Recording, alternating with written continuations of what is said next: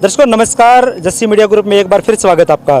दर्शकों पहले भी वीडियो में आपने देखा है कि बीड़ फार्म के अंदर विश्व का पहला चमार रेजिमेंट स्मारक बना जा रहा है और उसी में आज बताया कि जो अध्यक्ष जी थे उन्होंने भी बताया था कि जो लोग बाहर से आज आए हैं, हरियाणा से काफ़ी जिलों से आज लोग आए हैं, एक एक ईंट साथ लेकर के आए हैं। और उसी कड़ी में बताऊंगा कि हांसी से साथी हैं मोहित न्योड़िया, समाज सेवी भी हैं, सोशल एक्टिविस्ट भी हैं, तो उनसे हम बातचीत करेंगे। हाँ जी सर, नमस्कार। नमस्कार जी। आज आप एक ईंट लेकर के आए हैं स्मारक के लिए, क्या कहेंगे? बहुत खुशी का दिन है ये कि समाज के नाम से एक स्मारक जो बन रहा है और उसमें मेरे द्वारा भी एक ईंट मेरे घर से ला के रखी गई, तो मैं आज गर्व महसूस कर रहा हूँ और इन उपस्थित सभी लोगों का मैं दिल से आभार प्रकट करता हूँ कि वो इस स्मारक के नींव पत्थर पर यहाँ पहुँचे हैं, क्योंकि पूरी दुनिया में, पूरे भारत में ये गांव एक पहला ये स्मारक है जिसकी आज नींव रखी गई है और ये हमारे लिए तो बहुत खुशी की बात है कि इसकी शुरुआत हमारे शहर से हुई जी। और मैं जो चमार रेजिमेंट है उसका इतिहास जब हम गूगल से देखते हैं, और अभी चमार रेजिमेंट के एक योद्धा की अभी पिछले ही कुछ महीनों पहले डेथ हुई है। क्या नाम था उनका, जानना चाहें? शायद चुन्नीलाल जी। और उससे पहले हम समझ रहे थे कि वो आखिरी हैं, लेकिन उनके बाद कुछ ही दिनों पहले एक और जो है चमार रेजिमेंट के जीवित व्यक्ति हमें दोबारा मिले हैं, वो हिमाचल प्रदेश में हैं। उनके मेडल भी उनके पास है और वो मैंने सोशल मीडिया पे उनकी फ़ोटो भी साझी की थी। तो ये एक बहुत गर्व की बात है कि जिस समय ब्रिटिश शासनकाल में चमार रेजिमेंट की स्थापना हुई, तो चमार रेजिमेंट को आप समझिए कि कोहिमा का जो युद्ध हुआ था उसमें भेजा गया और उन्होंने वहाँ पे जीत हासिल की। उसके बाद चमार रेजिमेंट को सुभाष चंद्र बोस जी की जो सेना थी, आज़ाद हिंद फौज, उसके खिलाफ आदेश दिए गए कि सुभाष चंद्र बोस को गिरफ्तार किया जाए, उनको गोली मार दे। तो एक सैनिक ने उस अंग्रेज अधिकारी को गोली मार दी मौके पर और उनको गिरफ्तार कर लिया गया। और दुर्भाग्य की बात ये थी कि देश 1947 में आज़ाद हुआ, लेकिन उनकी रिहाई 1956 में हुई। और समझो जब इस रेजिमेंट को ख़त्म कर दिया गया अंग्रेज़ों के द्वारा, तो जो नेताजी सुभाष चंद्र बोस की जो आर्मी थी, आज़ाद हिंद फौज, चमार रेजिमेंट के सभी योद्धा उस आर्मी में शामिल हो गए थे सुभाष चंद्र बोस जी के साथ और उन्होंने देश की लड़ाई लड़ी। दूसरे तरीके से कहें कि जो लोग कहते कि आज़ादी में इन लोगों का क्या योगदान है, तो आप देखेंगे कि सुभाष चंद्र बोस जी के साथ लड़ने वाले चमार रेजिमेंट के योद्धा थे और जो कि एक इतिहास को पूर्ण रूप से दबा दिया गया। लेकिन आज यहाँ एक नई शुरुआत हुई है। इसके बाद देश भर के अंदर ये स्मारक बनेंगे। लोग जो 1 अक्टूबर को यहाँ अनावरण होगा, लाखों की संख्या में यहाँ लोग उपस्थित होंगे, तो फिर से एक बार जो है चमार रेजिमेंट का इतिहास लोगों के सामने हो जाएगा और सरकार से पुरजोर एक मांग की जाएगी कि चमार रेजिमेंट को एक बार फिर से बहाल किया जाए। विश्व के अंदर पहला एक ये गांव है बीड़ फार्म, जिसमें आज जो नींव रखी गई है चमार रेजिमेंट की, जो आज स्थापना कर दी गई है, विश्व का पहला गांव है। तो क्या कहेंगे इस बारे में? विश्व के अंदर और हम इस देश की बात करें या इस प्रदेश की बात करें, हरियाणा प्रदेश है, तो वहाँ आज तक क्यों नहीं इनका नाम लिया जा रहा, क्यों नहीं इनका अनावरण किया जा रहा है? क्या मामला है कि अब से पहले आप यूट्यूब पे चेक करेंगे तो चमार रेजिमेंट को लेके बहुत से गीत बनाए गए, चमार रेजिमेंट बहाल करो, समय समय पर नारे भी लगते रहे चमार रेजिमेंट। लेकिन हर चीज़ का एक समय, आप कह सकते हैं कि वो समय होता है कि समय के अनुसार, समय की जो डिमांड रहेगी उसके अनुसार काम किया जाएगा। और एक बहुत अच्छी पहल जो है आज इस गांव के अंदर से शुरू हुई। देखिए एक छोटा सा गांव है और यहाँ एक इतिहास आज जो है रचा जा रहा है। उसके बाद हो सकता है कि आज ये कम जगह में बन रहा है, उसके बाद 10 किलो में, 20 किलो में भी जो है जगह पर ये स्मारक बन सकते हैं। लेकिन एक हमारे लिए खुशी की बात ये है कि विश्व का पहला जो चमार स्मारक यहाँ पर बन रहा है रेजिमेंट के नाम से, उसमें हम लोग उपस्थित हैं। हमारे हाथ से यहाँ ईंट भी रखी गई है और हज़ारों की संख्या में यहाँ लोग उपस्थित भी हैं।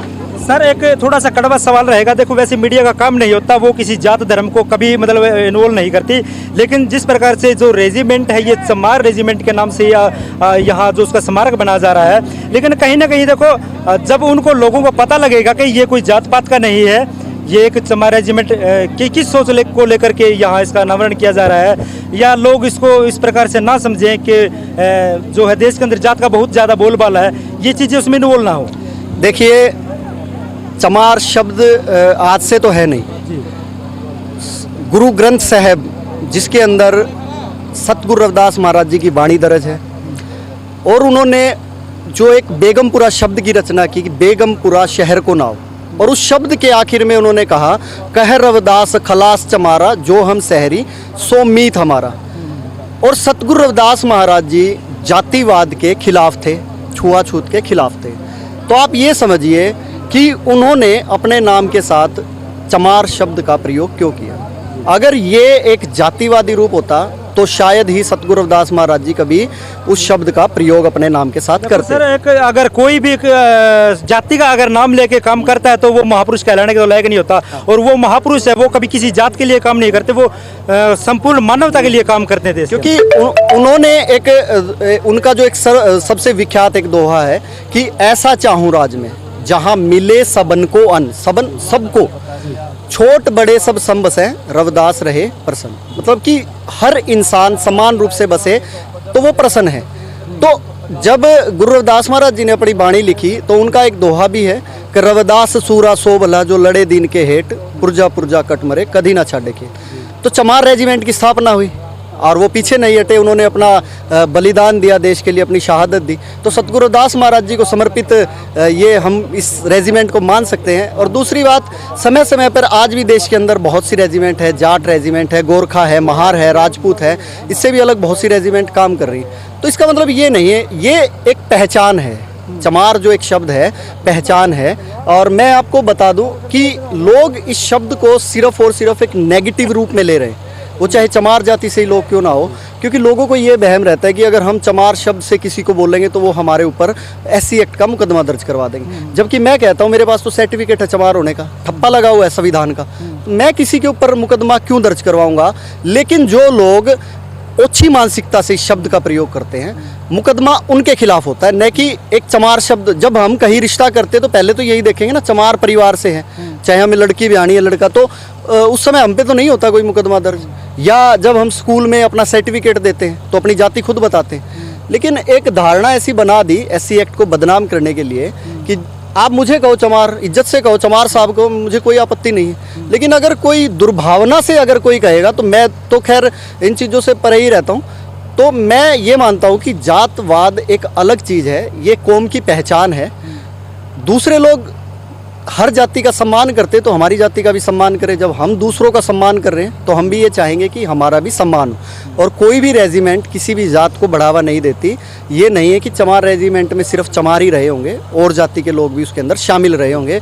क्योंकि मुझे याद है 2014 के अंदर ASP ऑफिस में एक महार रेजिमेंट का एक बंदा आया था, तो हमने ये समझा कि ये महार जाति से होगा, लेकिन वो जाट जाति से था। तो महार रेजिमेंट के अंदर भी जाट जाति के लोग शामिल हैं। तो चमार जाति के अंदर भी ये नहीं रहा होगा उस समय कि सभी चमार ही रहे होंगे, और जाति के लोग भी रहे होंगे। तो इससे जातिवाद का तो कोई मामला ही नहीं रहा, क्योंकि सरकारें आज भी तो रेजिमेंट चला ही रही है। आपका कहने का भाव ये है कि वो तो एक रेजिमेंट थी, उसके अंदर सभी जातियों के लोग जो काम कर रहे थे। हाँ जी बिल्कुल। सर एक लास्ट में एक क्वेश्चन और मैं कहना चाहूँगा कि देखो वो अंग्रेजी शासन था जिस टाइम पे इसको भंग किया गया, और ये वैसे इस कौम का इतिहास है। अच्छा इन्होंने किया कि अपने ही लोगों के खिलाफ ये जो नहीं लड़े। लेकिन जब सरकारें बनी, इस देश में अपना शासन लागू हुआ, उसके बाद भी इस रेजिमेंट को जो है बहाल नहीं किया गया। और आज भी जो है, आज इन लोगों ने जो पहल की है कि एक इस छोटे से गांव के अंदर एक स्मारक बनाने का इन्होंने पहल की है, तो कैसे मानसिकता के लोग हैं जिन्होंने आज तक इसको पर काम नहीं किया। देखो ये हमारे लिए दुर्भाग्य की बात है कि चमार रेजिमेंट ने नेताजी सुभाष चंद्र बोस के खिलाफ न लड़के सुभाष चंद्र बोस जी का साथ दिया और देश के स्वतंत्रता संग्राम में हिस्सा लिया। लेकिन एक मामला राजनीति से जुड़ा होता है कि लोग हम लोगों पे राजनीति तो करते हैं, लेकिन हमारी जो मूल समस्याएं हैं ना, उनको संसद में उस तरीके से नहीं उठाते कि हमारी मांग दूसरे लोगों तक पहुंचे या एक अच्छे स्तर पे, राजनीतिक स्तर पे वो मांग उठे। अगर आप समझिए ये स्मारक आज आम लोगों ने इसका जो है नींव पत्थर रखा है, एक गांव का सबसे छोटा बच्चा है, एक सबसे बुजुर्ग है, क्या ये स्मारक की नींव खुद प्रधानमंत्री नहीं रख सकते? क्या हरियाणा का मुख्यमंत्री नहीं रख सकता? या हमारे ही समाज के जो नेता रहे, क्या वो लोग इस स्मारक की नींव नहीं रख सकते? उनके लिए तो एक बहुत बड़ा, एक राजनीतिक तौर पे बहुत बड़ा एक एजेंडा हो जाता कि देखिए हमने एक स्मारक का निर्माण करवाया चमार रेजिमेंट के नाम से। और सबसे बड़ी बात है कि विश्व का पहला स्मारक बनने जा रहा है। हाँ, सबसे बड़ी बात तो ये। आप ये समझिए सोशल मीडिया के माध्यम से भी और ऐसी खाप के द्वारा भी राजनेताओं को भी संदेश दिया गया होगा, लेकिन कहीं ना कहीं वो लोग इस चीज़ से डर जाते हैं कि दूसरे लोग कहीं हमारे खिलाफ ना खड़े हों। और मैं उन लोगों से सिर्फ एक ही बात कहना चाहता हूँ, जैसे दूसरी समाज के लोग अपने समाज के साथ खड़े, वो लोग अपने समाज के साथ खड़े होने लग जाए तो आप समझिए कि समाज उनको सिर पे बिठाएगा, न कि उनको धरती में बैठने देगा। अगर वो लोग समाज का इतना सा भी साथ देंगे तो समाज उनका इतना साथ देने के लिए तैयार है, लेकिन वो समाज का नेतृत्व करने के लिए सिर्फ और सिर्फ एक बार पहल करें, आगे आए, समाज उनको सिर पर बिठाएगा। सर, तो